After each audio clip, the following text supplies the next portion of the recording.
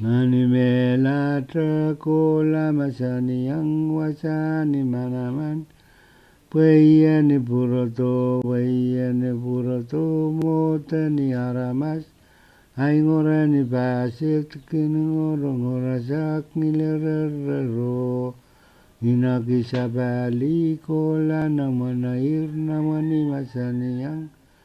Kola na witibana imon. Kolonia town is the economic and social center for the island of Pohnpei. It is its own municipality, although it didn't start out that way.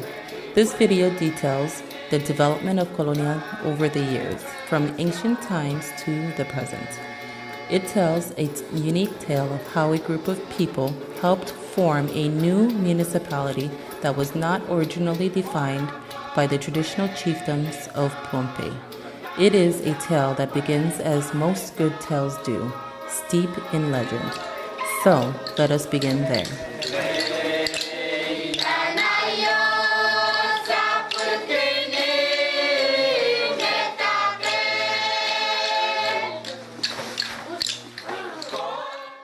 Before Western contact, the area that Kolonia town now occupies was known as Meseniang to the Pohnpeians.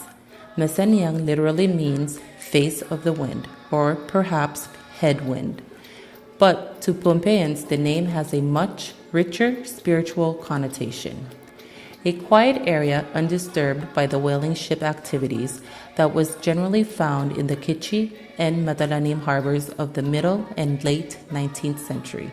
Meseniang held a certain religious awe, and at least one shrine to a local god was erected.